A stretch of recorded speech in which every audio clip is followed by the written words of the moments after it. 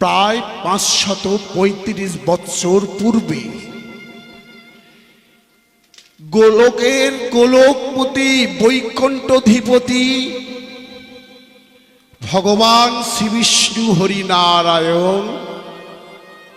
নন্দের নন্দন যশোমতী মায়ের আদরের দুলাল গোলকের মায়া ত্যাগ করে বৈকুণ্ঠের বৈভব ত্যাগ করে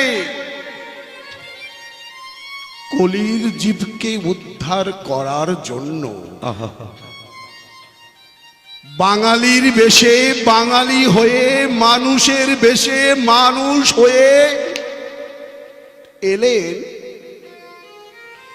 নদিয়া নবদ্বীপ মাঝে